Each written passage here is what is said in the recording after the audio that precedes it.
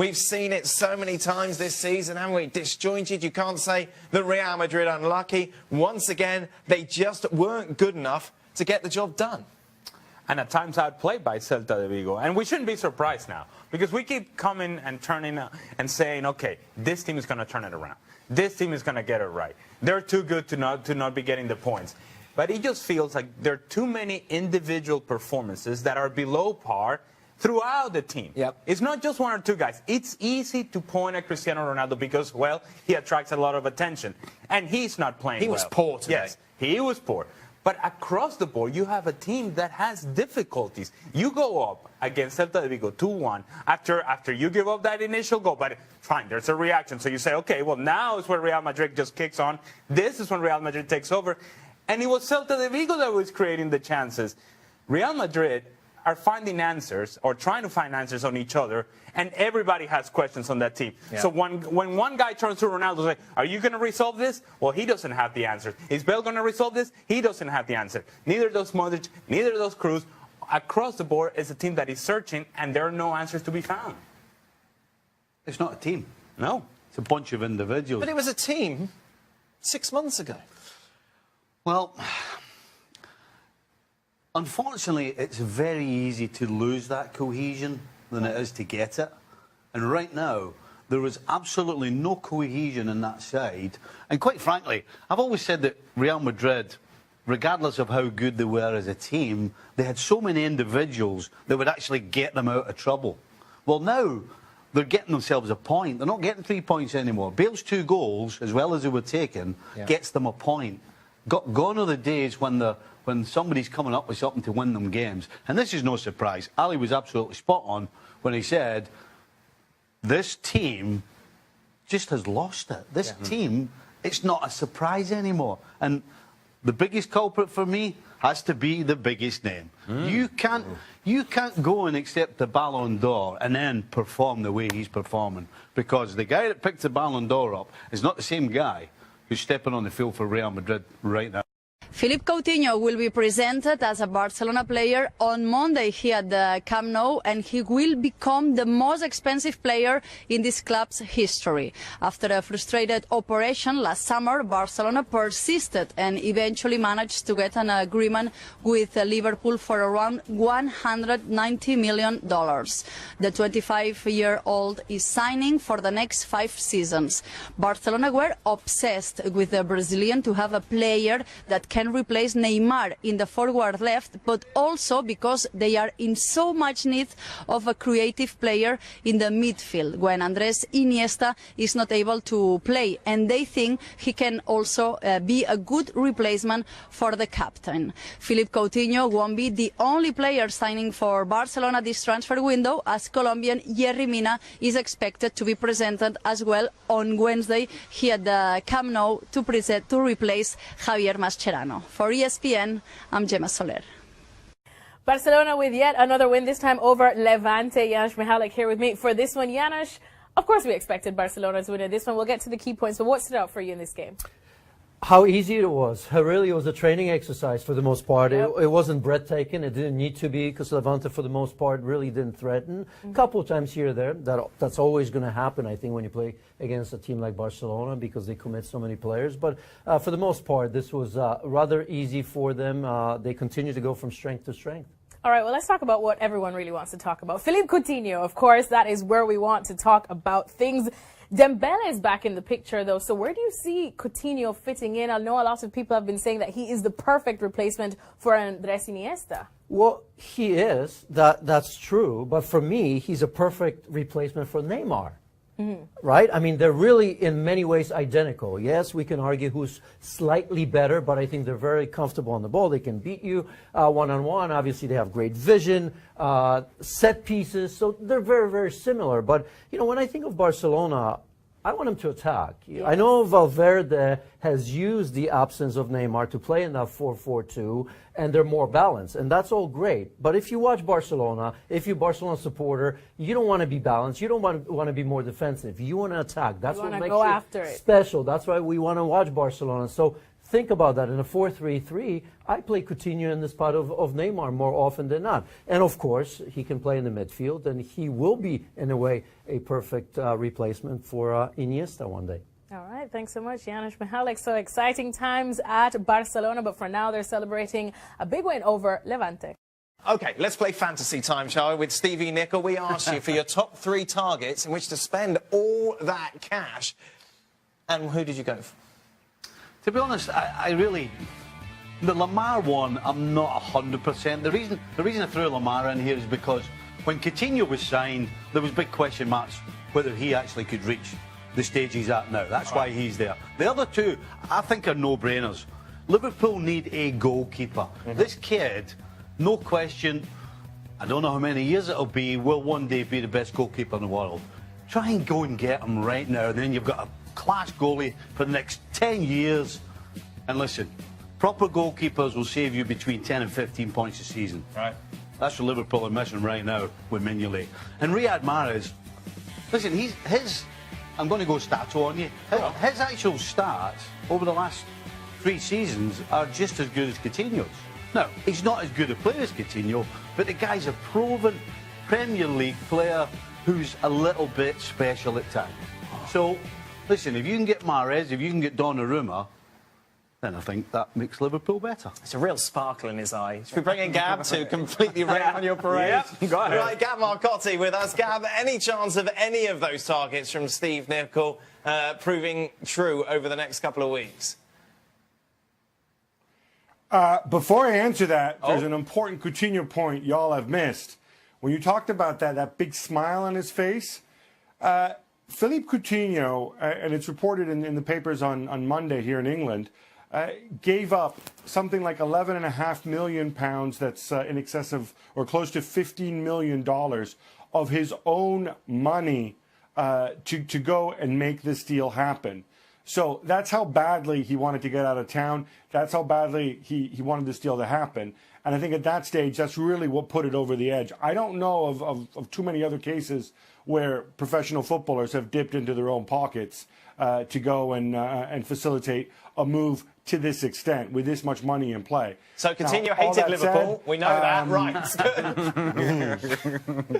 So what about Stevie's targets? No, but I was just going to say, like, it is really clever. In the end, it was a really clever move for Liverpool to get this fee. I don't think we can ignore that. Now, as for Stevie's targets there, Thomas Lemar, I don't think anybody's really excited to sign him. I think a lot of that is purely creation. Liverpool say they're not moving for him. Donnarumma would be really, really difficult at this stage and would mean for Liverpool dealing with Mina all over again. I don't know that they want to open that Pandora's box. Mahrez has been mentioned, but then Liverpool have knocked that one back. Mahrez's entourage also knocking that one back. I think right now what Liverpool would like to do is try to bring Naby Keita in early. Of course, they've signed him for next summer. And remember, we're talking as if Liverpool are sitting on an enormous amount of money, but they also just spent £75 million on Virgil van Dijk, and they've committed £58 million to Naby Keita for the summer. So there's a lot of that money that's already tied up. It's not like they're sitting on some kind of enormous war chest that they now need to go out and spend. So my guess is they'll move hard for Keita in January. I don't know if they can persuade Leipzig to let him go.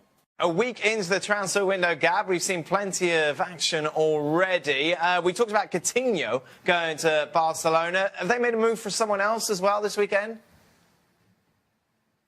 Yeah, they're very close to locking up a central defender, Yerry Mina, from Palmeiras, a big Colombian guy. I think he's like 6'5" or 6'6" or something. He's 23 years old. It's going to be round about, I think, 10, 11 million euros.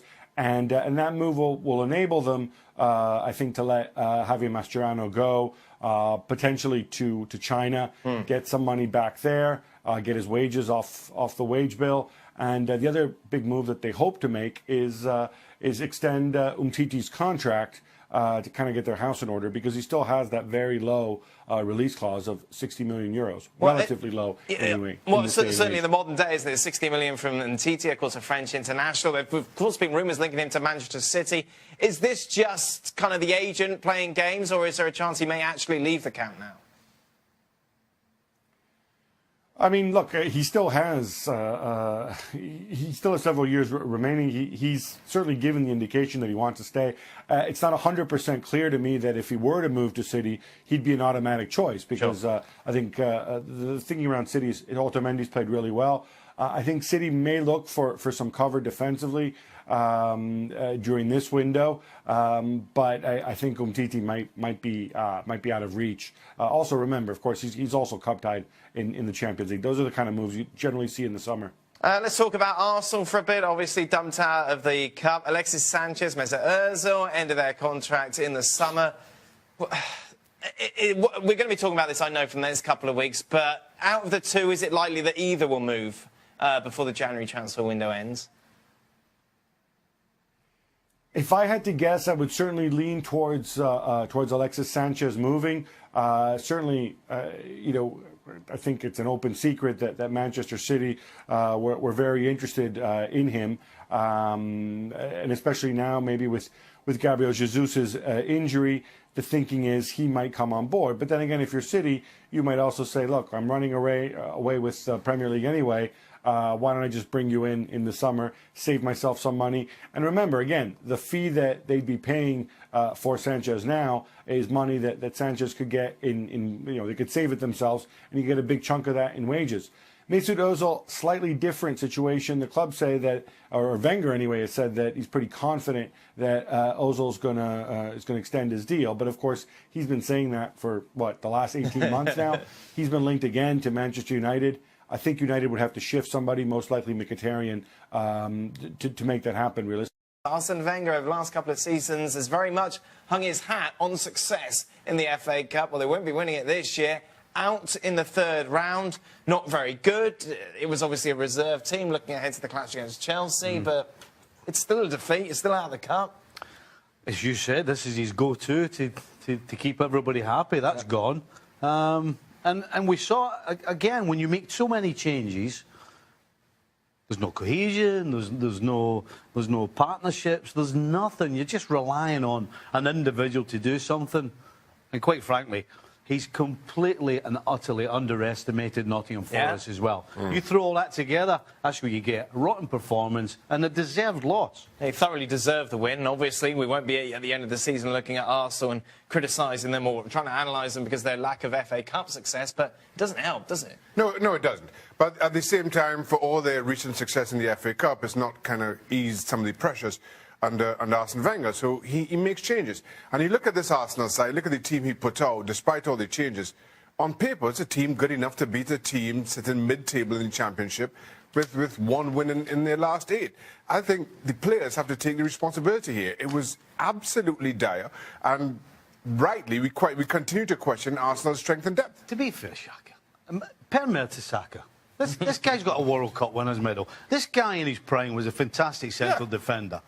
Now, when you're actually putting somebody out who you know can't raise a gallop, I mean, you're asking for trouble. And you're actually embarrassing the player as well. I mean, on a couple of occasions, he was left one-on-one, and it was embarrassing how bad he was. I agree. And it's not just about Mertesacker, who's going to retire at the end of this season, but it's about players like Theo Walcott. It's about players like Holding, like El Neni, who you would think are either trying to get into the Arsenal first team or trying to get moves away. Hey, Walcott's been trying to get in the Arsenal team for 10 years. Right, now he's trying to get away, and I'm not sure that this does him any kind of justice. No. But the truth is that Arsenal is not good enough, the way that they're put together, to be rotating players. They're not good enough to be doing that sort of stuff. Because and by the way, Per Mertesacker is still around because Arsene Wenger wants him around. Otherwise, you find ways of, okay, this guy's not going to help us. That guy's not going to help us. Theo Walcott has been under the watch of Arsene Wenger. He hasn't developed. Rob Holding, he's supposed to be young and up and coming. He's not. He's not young and he's not up and coming.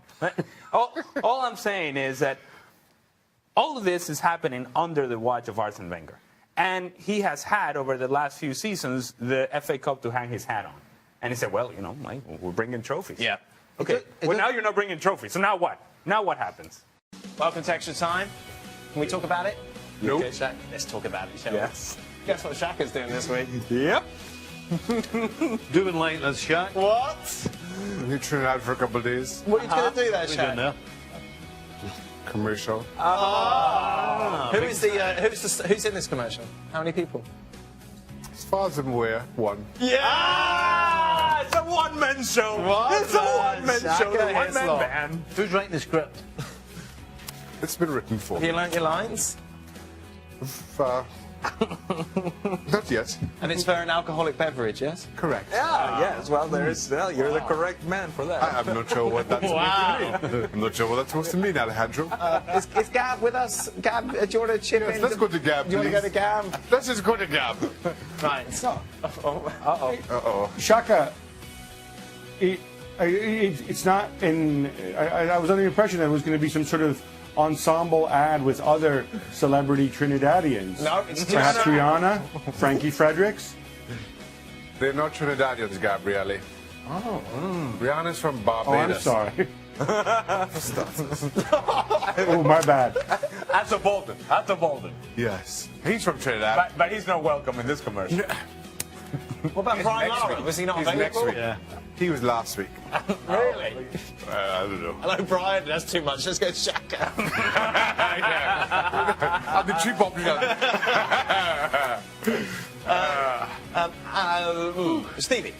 Oh no, there's a lot of Liverpool questions. Let's not start with Stevie. Let's go to Gab. Should Real Madrid start benching CR7 for terrible performances like they're doing with Benzema? No, because he would then get really, really upset and get a chip on his shoulder. And yes, his performances haven't been good, but he's just one of many, I think, who's part of the problem. I think what's coming to the fore here is that in some ways it's not great that Gareth Bale's back because it's really, really difficult to find the right balance if you've got Bale and Cristiano in your team and having balance off the ball. And that's something that Zidane needs to rediscover now that Bale is fit again. Okay, fair point, but they haven't been good with or without Bale. When Bale was gone, they weren't good. Yeah. Bale comes back, he scores a couple of goals, but still they have issues in the back. The issues You're for going to Real. think just sell Ronaldo somewhere. Get rid of him. Well, they should have done that. Stop it! It's Ronaldo you're talking about. What, He Gary? won the Ballon d'Or. Have some respect. He has 5 Ballon d'Ors. Oh my Nobody God. has more Ballon d'Ors than Ronaldo. Stop it. So what? He's done. Not yet. By the way, how did you say that you were going to sell him? Just get rid of him. Just like that. You know. Drive him out to the forest, put a mirror out there, and then just be happy. Whoa, whoa! And you're the Real Madrid fan. It's enough now. Does Coutinho's sale liquefy Liverpool's position in the top 4, or does it vaporise? If I knew what you were talking about, I would answer. So you said about solidifying, Stephen. Aye, I With the- used that word, yes. So what does now the Other states have sale of matter. Coutinho- Well, that's certainly what, a dense. rocket scientist? With the signing of Van Dijk, along with having continued there, for me it definitely solidified the top 4. So what happens now? Well, it's Liquefy, really vaporise? knocked a dent in that. Big dent. How big a dent? Big. Really? Enough to Big dent. liquefy? Really? Enough to liquefy Big or vaporize? I don't know what other than mean. So on the balance of things, if VVD is as good as we hope, are Liverpool a hint better, even with a loss of Coutinho? How can that be? One's a forward and one's a defender. Yeah, but Lawrence is They're suggesting... definitely better defensively, but they're weaker going forward. But, so in the overall picture... Well, let's put it a different way, right? There was certainly more need for a defender. They have other options going forward. Not as good as Coutinho, but they have other options. You know, Mane, So are Liverpool... Oh, Lallana, Stevie, why are they you all have to complicating be this? better. Are Liverpool better now, or were they better... How can they be better when they've lost Coutinho? Right, that's How's it, that that's the possible? answer. Just say that then. I did. They're worse. You did. So you said they'd finished second before. Where are they No, going to finish I now? didn't say they finished second at all. Stevie's getting angry now, Steve. Stevie's getting ready, Stevie. Dan's I thought you were going to call him a little man. Dan does. Stop telling me that, you little man. I You're never a little said man. You're a little man. second. For asking me that question. Right. Easy, Stevie. Gab, are you guys watching the NFL playoffs? Just out of curiosity. Gab, of course, is a... Well, you're a big Rams fan, Gab. Still? Yeah, exactly. Yeah, the Rams. No, I'm not. You know, I'm not a Rams fan. But you know what? My team's not playing in the playoffs this weekend because we don't need to go through those silly wild card games. We're playing next week against the Atlanta Falcons, in fact. Oh. So Rams, there. Falcons And next by week? the way, we yeah, exactly. No, the Philadelphia Eagles are also being entirely disrespected that because of the unfair injury to Carson Wentz, we're not even, despite the fact that we're at home, we're playing the freaking Atlanta Falcons. We're not even favorites. We're not favorites at home. It's been years since that happened. Why is it- Very upsetting. Hey, hold on a minute. What's an unfair injury? What's that? Yeah, that's what I was going to ask. What's an unfair, unfair injury? Never heard of that. Well, he hurt his ACL when we really needed him. There were only it was like week 15 of the season. It's not fair. No, I'm sorry. It's not fair when your best guy gets hurt. When you've been waiting for years, it's just not fair. Is Gab about to cry? I think Gab's about to cry. He's looking a bit. He's emotional. Shit, I'm not. And how are the Cowboys? Perfectly level-headed. We are enjoying our vacation. Oh, what happened to the Cowboys? I thought they were like, a big team. Didn't quite happen this year. Oh, dear. The Ezekiel Elliott suspension really hit us hard. That was unfair. That was unfair. That was Oh, good. We're not going down this road again. suspension. That was an unfair suspension. None of that unfair injury rubbish. Yeah. Yeah, I don't think we'll talk about that anymore. Patriots. They'll be cruising as usual. They'll win it, no problem. Hey, there was controversy this week. Oh, the Arsenal. Never back against them. Never back in. And Never back again. Shaka Redskins? Yeah. Oh, yeah, they're on vacation with us. Where are they? They're going to Trinidad and Tobago to film a commercial. Yeah. Oh, are they? No. They were called as well. They're on the list. Brian Lara, Redskins. Kenwyck Jones, no. That's it, we're done. Is that it? Yeah. Shaka's back tomorrow for his final show before he goes off and shoots his commercial. Can we see if Gab's calmed down yet? Can we get Gab Ever back since on the Gab screen? come back from skiing, I'm telling you. Can you do your skiing impression? no, Tom? yeah, yeah. I thought you were great skiing. Do Gab skiing. Hey, there it is. It's a canoe, isn't it? He's skiing down the river. I've just noticed Shaka's socks, by the way. Look at that. Oh, look at that. Oh, look at that. Hey, spending some of that commercial money already. Big time.